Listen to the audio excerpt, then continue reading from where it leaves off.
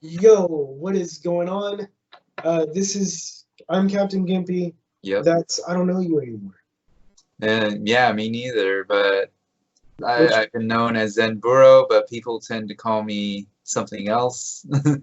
Um, what do they call you? Well, I go by Joey, Oh, but if you want to stick to the cool alias, we'll go with Zenburo. the thing is, I used to call you Bubba Ho Chep. Yeah, Baba Hotep or Yusef. Yeah, Yusuf, Hoey, All of those apply. Donkey, Eon. Yep. You know, sometimes I speak donkey to him, and then he tries to speak donkey back, and then I realize they didn't teach it to him when he was a kid. Yeah, it's nearly a dead language, so start speaking it. So, for those of you who saw my video yesterday about wondering what to do about the channel, I decided that I wanted to touch on like social issues present in pop culture media, but I also wanted to talk about disability issues, and part of that is like I think that's most valuable is our personal relationships to our own mental health and how that kind of changes over time. And one of the things that helped us was Stoicism. I actually call it Buddhaism because I'm kind of an eclectic, and I combined elements of Buddhism and Taoism, which fuse quite nicely together into Zen Buddhism, and then added Stoicism to kind of flesh out the other two for the Western brain, because I have one that lives in two worlds and I need both. Yeah. At least that's my excuse. What about you? How did I come across it? Yeah. Well, before Stoicism, it was Buddhism, and then Zen Buddhism, kind of similar to you. Well, because we talk about it a lot. Right. But yeah, delving into all of that, and then when I encountered Stoicism, again through you, Yeah. it was helpful because it explained a lot of things that were a little obscure in Zen Buddhism. And that's more like a cultural thing, a divide between the East and the West, like how they go about explaining it to the people who practice it. Exactly. Yeah. There's But, actually, yeah. it's interesting, right? Because that you should say that, because there's a theory that says Buddhism. Well, no, excuse me. Stoicism is derived from a form of Buddhism that they theorize would be called Hellenic Buddhism, like Yeah. what happened when Buddhist missionaries went to Greece. Yep. Which is really interesting. Don't know if it's true, but it's really makes a lot of sense, and it's worth it. Yeah. I mentioned earlier that like this was kind of tied into like disability issues. So, do you have a disability, and what is it? Yeah, I have a couple of disabilities. Oh yeah.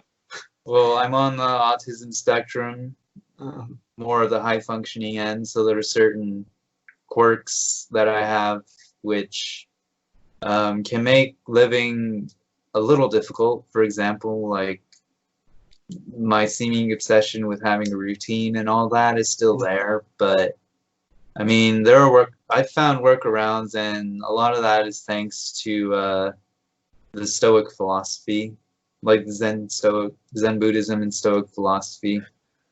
yeah. Yeah. I also get chronic migraines, which can be kind of disabling. I'd have to agree, having seen them firsthand. Yeah. But being aware of the triggers and just knowing that it's temporary pain, which is one of the cornerstones of like Stoicism, that things are temporary. Yeah. Like it helps me deal a lot with the stress of a migraine, where things can become more, things such as smell and taste and sound, like, can be amplified at uncomfortable levels. Yeah. So yeah, migraines, and then from time to time I do struggle with depression, which in itself can, in my case, can lead to like apathy and anhedonia, which is the lack of feeling of pleasure for activities you used to do. You know too many big words, little professor. And I made that joke because, like, you were diagnosed with what would have been referred to previously as Asperger's syndrome. Yeah, But, essentially. but because of the time you were diagnosed, which was like later in life, you Yeah, just got diagnosed as autism spectrum pretty much. without cognitive impairment, if I remember correctly. Yeah, I think that was the way it was worded. Well, how about you? How did you, what Hell if I know. disabilities do you possess? Too many. I don't know how I'm alive. No. So my primary disability, like the one I was initially diagnosed with, was cerebral palsy. Yep. Um, that's basically, well, it depends on who you ask. Some people consider it a developmental disability. That's how I qualify for services like Alta Regional. But I consider it like a neuromotor condition, right? Yeah. So when I was born, specifically in my case, I had a cerebral hemorrhage, which caused damage to the portion of my brain which is responsible for muscle control in my lower extremities. Mm-hmm. Technically, I'm a quadriplegic, but since I had a surgery and I can use my upper body a lot better than I used to, uh, I'm cerebral palsy with spastic diplegia, meaning it affects two of my limbs, but technically all four. So, and then there's major depressive disorder, which I was diagnosed with when I was, what, 31? I think so. But I'd struggled with depression a lot since I was 13. I also very likely have ADHD. And also pretty sure I'm autism light, like Asperger's syndrome. Yeah. Although, like, yeah. So, what was your next question? I was gonna ask, so how does like the Stoic, how does the application of Stoic philosophy, like how do you use it to deal with day-to-day life? Well, first of all, depression sucks. Because it's like literally when you're in a depressive spiral, your mind, whether it's visible or invisible, like the symptoms, your mind is constantly working against you. It's undermining everything you're trying to do. It's telling you that your actions don't have any value. Um, Sometimes it even just makes you think other people are stupid, like chronically stupid, right? And so it gives you this really negative tint to everything. I think that's one thing that most people with depression have in common, regardless of their other experience of it, is that it just makes everything seem that much crappier. Yeah. And so Stoicism helps, well, because I've been through CBT. Mm-hmm. And one of the problems I had with CBT is I was like, well, cool. My therapist was like, you graduated, you're really smart, you're really introspective, you're very self-aware, and your symptoms have reduced to the point where you don't need therapy. Yeah. So I was like, yay. And then a few weeks later, I was like, well, what the hell do I do now? Yeah. Because I really didn't have a plan for what happened after therapy. And so I had known for some time that CBT, through a confluence of events, was derived from Stoicism. Yeah. So I started looking into it more deeply. I was first exposed to it in an English class of all things. It Yeah. felt very much like Western Buddhism, which I liked. And so when I reapproached it, I was like, okay, philosophy means a logical framework for looking at something. The Greeks were concerned with what it meant to live a good life. And since CBT was derived from Stoicism, I was like, this can fill out the rest of the framework, or at least help me find one. Yeah. And so for me, it gives me ways of interrupting self-destructive thought patterns. And it reminds me constantly that there are healthier ways to do what I'm doing, while at the same time, and this is mostly because of Epictetus, reminding myself that experience is relative to the individual, capacities are relevant or relative to the individual, and so it's not really about suppressing emotions, but learning to accept them and then figure out how you want to respond to a situation. That's really all it's about for me. And that makes things a lot easier because sometimes, like when I'm in a depressive spiral, like it can get really dark. Yeah. And Stoicism, even on my worst days, reminds me that I've been here before Mm-hmm. and I've made it out without anything really bad happening. And if I continue to be mindful, even through a depressive spiral, I can improve. Yeah.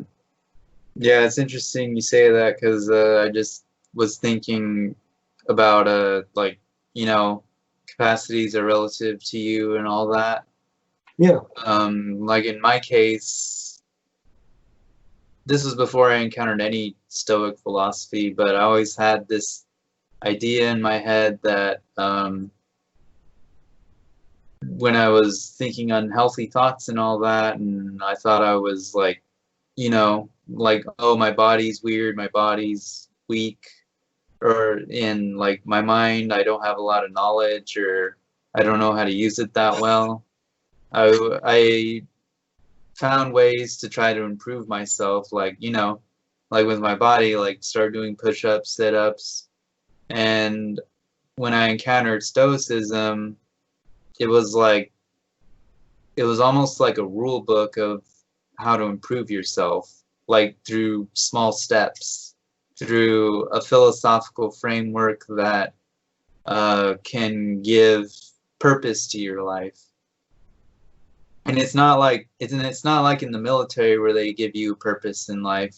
Like the whole structure is centered to like make you feel like you are, or that you have one. Right. Yeah, and some people benefit from that. But I didn't want to join the military. And when I encountered Stoicism and reading about the history and applying the techniques and all that, I found that it is what I was looking for in terms of like discipline and you know, providing a sort of explanation for how I am as a person, like wanting to help people and stuff because I was brought up that way. So it made a lot of sense to me. uh, how would you explain Stoicism to somebody who's like, what the, if somebody just came up to you and was like, well, what the hell is Stoicism? Like, how would you personally explain it? Like, not like, what's your personal definition? Like, how do you define it for yourself? Uh, that's interesting because I have gone through so many definitions in my head about how I would define it. I guess I would define it as a philosophy where, like, it's like a philosophy where the use of reason is valued, almost sacred, and that you try to live your life in accordance with what you've thought about, what you've applied, and then what you've seen results in your life, and determine if like that's what you wanted, like because we all have these desires, not just simple desires like, oh, I want to make a lot of money, or oh, I want this job, or I want this. Like it's more like structuring your life in a way where you can feel that you say that you lived, and without stepping all over people and being a dick about it, essentially. Right. Yeah, I almost think about Jesus in a way, but That's without interesting. all the Christianity stuff. Yeah, I don't think Jesus was a very good Christian personally. Yeah. Likewise, I think that Christianity inhibits people from living by Jesus's example, but that's neither here nor there. Yeah. Coincidentally, though, early Christianity took a lot from the ancient Stoics and then denounced them as being like reasonable but heretical, so you shouldn't bother. And it's really weird to me. Yeah. That sounds like a conversation for another day. That'd be kind Oh of yeah, interesting. we could talk about that all day. Um, I forgot my next question. I had one. Um, But yeah, that's how I would explain it to somebody. I think that's a pretty good definition. Because I feel like people have a very bad conception of the very concept of Stoic. Yeah. What is something you wish people understood about Stoicism that you don't think they do? Well, the first thing that comes to mind is people tend to see it as emotionally cold, like you're not supposed to feel anything, or that you should disregard those feelings, whether it's like positive or negative, whether you Right. feel like euphoric one day because you accomplished something that you're really proud of, or you just feel down in the dumps because like either you pissed your friend off, or something happened with family and it just made you feel really sad or angry. Like people tend to think like, oh, if you're stoic, you shouldn't be allowed to feel those things because like it goes against reason, it goes against being rational. But the thing about the Stoics is they're like, well, the thing is these are all natural reactions to stuff that happens. So what you're supposed to do is reflect on them, like observe them. Don't try to go with them. Like if you get angry, don't try to like feed that anger with like more irritation, or like, because sometimes these states will cause like thoughts to happen which can become like a loop.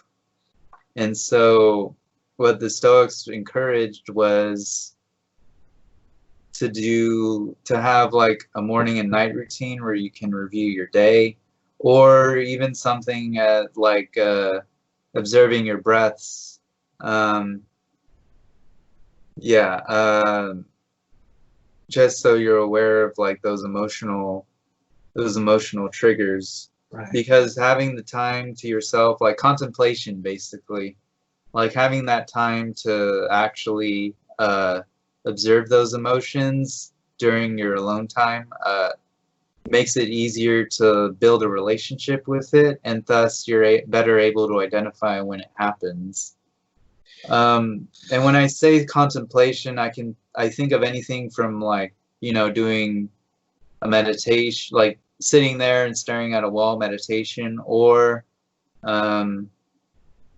just kind of, huh? Yeah, or just kind of thinking about it, like really contemplating it in a deep level. I will say this, when I used to try to be a Christian or a Catholic and I would engage in prayer, it was almost the same thing, because the words they're not important, but the actual feelings that happen and the intrusive thoughts, that was the point, to like be aware and identify it. And Right. so when I encountered Stoicism again, basically Stoic Buddhism, it was pretty much the same thing, just it took a different form.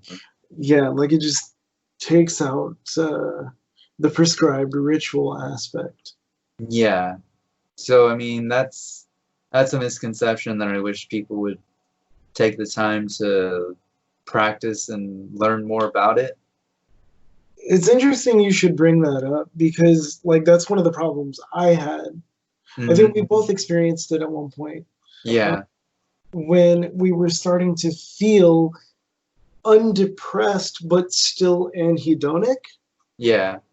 Um, and it's something I hear people talk about a lot in various online Stoic communities. I don't have a like an IRL Stoic community because I don't know if one exists, but Yeah. if it does, well, let me know in the comments. Um, but how did you, what did you discover that allowed you to get past that hurdle? Because I think it's a pretty common hurdle. Uh,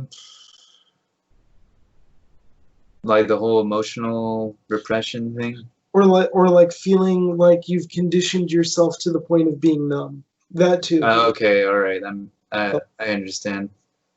Um, Yeah, it's that's hard. a good question because I never really gave it much thought. I mean, I have obviously, but I get it. the hurdle, it just kind of slowly evolved. Like my understanding of Stoicism as I just Okay, kept going. that's what I wanted to know. So, what was that evolution like?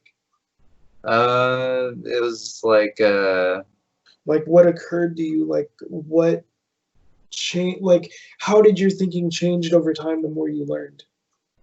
Like, where did it start? well, a bunch of recent life events definitely broke that hurdle into like a speed run.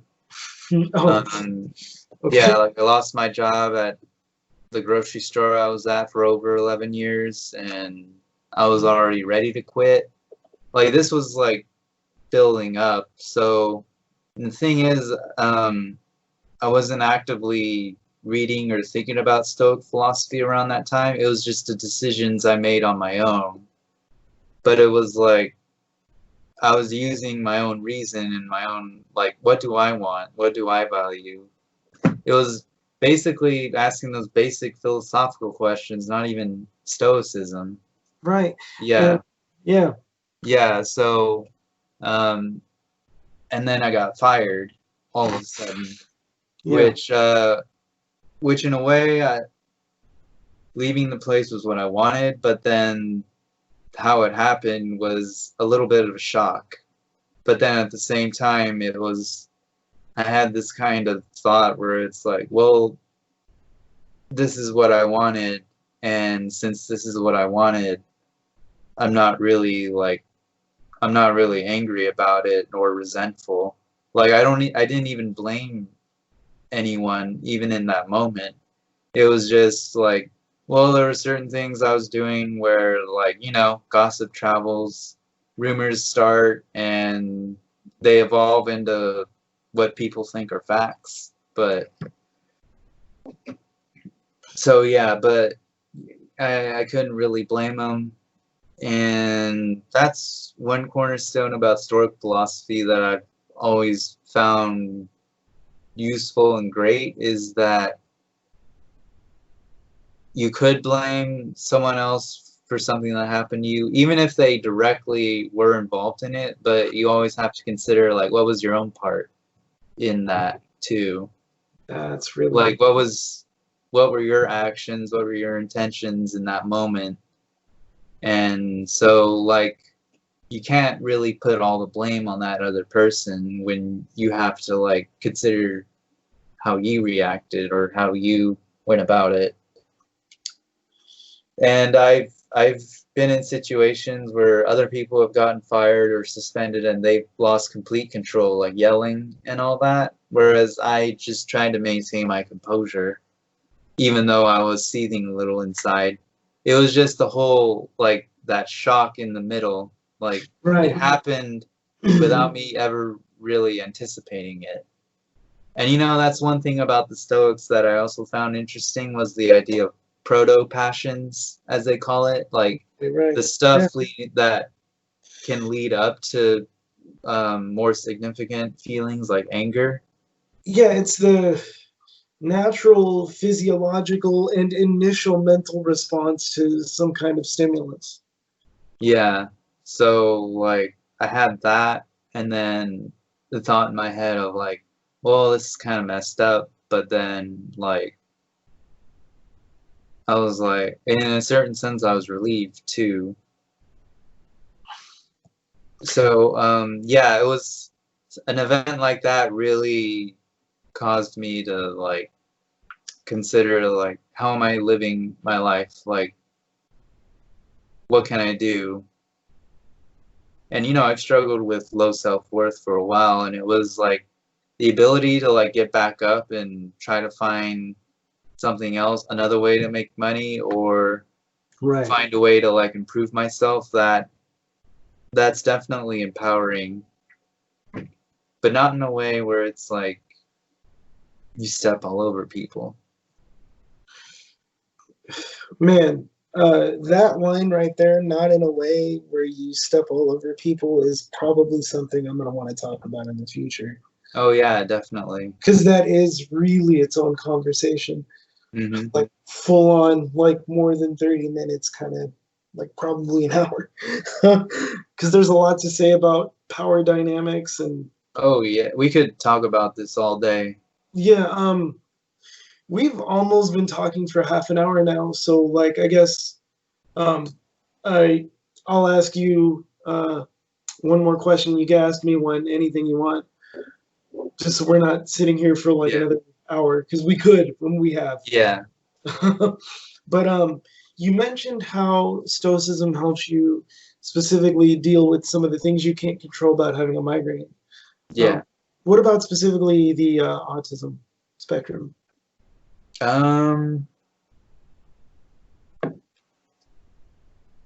so it's interesting because growing up being autistic, I used a rudimentary form of reason. uh, What does that mean?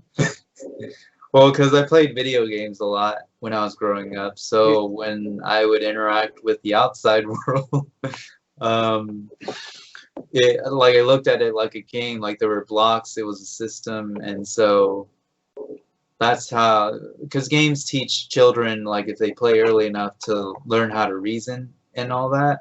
Yeah. Yeah, and so that's how I went about my life, like having a routine and all that. But then where I was getting stuck, or what would really shut me down when I was growing up and being a teenager as well, was I had no contingency plans, or I didn't have any healthy coping mechanisms to deal with when my routine got broken, and then I just kind of lost control over myself. Because if with autism, if you have the external routine down, then your inner self will be okay. But then because you have to focus on that external so much, you start getting anxious and you start getting nervous, because the destruction of that external thing will destabilize everything that's going on up here. At least for me, that was my experience of it. Yeah, I gotta say, Yeah. my experience is pretty similar. Yeah. If we're gonna continue with the game metaphor, I would say it's like you're playing a game and it's level based, like there are different stages, and you only have one way of beating that level. Yeah. And especially now in the days of early access, if anything about that changes, like it would be analogous to like your strategy no longer working, and then you're just like, you know, forget this game. Like Right. I can't Right. deal with it. So how did Stoicism help with that? Because that's a very real thing, I think. So one thing it does is it helps me be more realistic about how my day would go. So I find I can't really escape from the fact that I kind of need a routine to feel emotionally stable. Right. Okay. Yeah. I mean, I think that's not just true for autism. I think that's just true for people in general. Like people who tend to be more well-adjusted have a certain routine they abide by, but it's not rigid. Right. Like, Whereas autism makes it yeah, rigid. Yeah. yeah, it's just I tell myself at the beginning of the day that things might go wrong. People might yell at me, but like it's all right. And I also say that if I have questions, I should ask them and try to figure out why a person would be so mad. Like, let's say something happened and they just started yelling. Because I've been in situations like that before, not knowing what to do. And so, and also just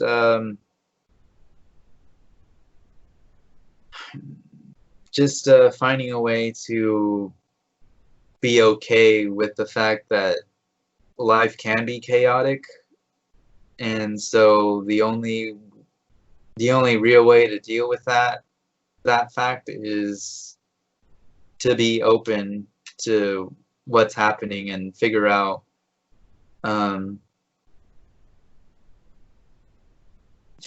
that everything's temporary. That's the biggest takeaway from Stoicism that I have is the fact that things are always changing. Everything from like the weather to like our thoughts to even our relationships to people. Like they're not static at all. So it was that big philosophical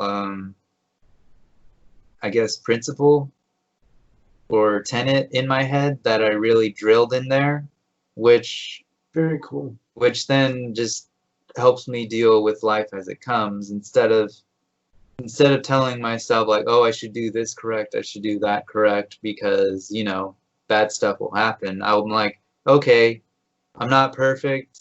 I might do something wrong, but I'm going to try to do it the best way that I can. And if I mess up, I'll remember for next time to do it better. So it sounds like Stoic philosophy helped you develop a framework to deal with uncertainty. Basically, because that's one of the problems with like being on the spectrum is people on the spectrum are afraid of uncertainty, probably a bit more than like people not on the spectrum. I mean, we all have issues with uncertainty as a species, but like right. People on the spectrum, it causes a lot of yeah, a lot of anxiety. Yeah. It also sounds like that one principle bore a lot of fruit for you. Like, yeah. Well, it's interesting because I just related to Taoism. Yeah. So. Very cool.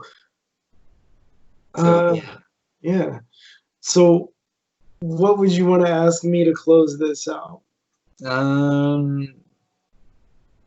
Like, what results have you found applying this philosophy to your life? It could be like results you're getting now, maybe long-term results that you're starting to see ever since you started. Man, that's a long, complicated answer. But I'm gonna go ahead and answer it because this is ours and we're not restricted by time. I just don't want to keep it here forever. I hope TJ wasn't trying to call me and be like I'm outside because I'm not answering right now. But that's so for me. I was raised by a very stereotypical, like, Asian immigrant mentality. Mm-hmm. Whether or not my parents were Asian immigrants or it was my grandparents, didn't matter. That's how I grew up. It was very stereotypical. I was told that, like, if I had any feelings, I should just shut up and stop crying. I couldn't express anger without being told it was bad. I felt locked. And my natural impulse as a child when I felt strong emotions was to go away, allow them to abate, try to go talk to the person who was angry at me, but my upbringing was such that I wasn't allowed to do that. Um, so for me, it was relearning how to be who I began as, like Yeah. learning what was garbage, what I could dispose of, and what was still genuinely myself. Um, I found that now I have a lot more to deal with because I have a lot of issues with anger spiraling out of control without me being able to pick up on it quickly enough. And that's been my biggest issue, that and anxiety. Hmm. And I found that like Stoicism helps with both because um, it's almost like you can use um, the Stoic framework to make deals with yourself. Like, if this happens, this is how I'm going to respond instead. And if I can't, like for example, let's say somebody, hypothetical situations are hard. Yeah.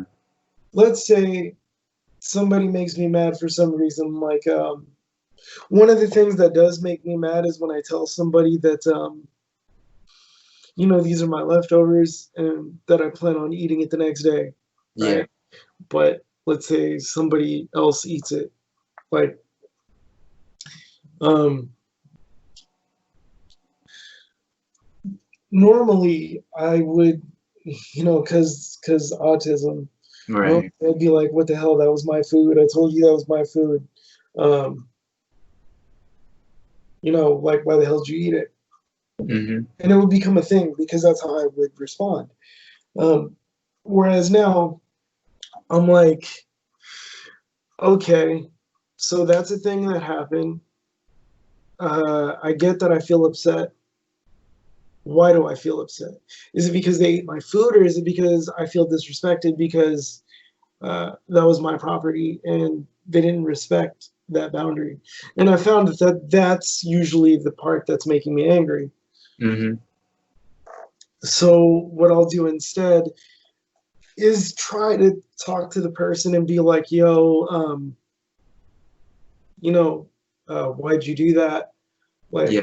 Like, I thought I was pretty clear that like I intended to eat this. It's fine, but like, also being on limited income, it's like sometimes when somebody eats something that's a treat for yourself, you're just like WTF.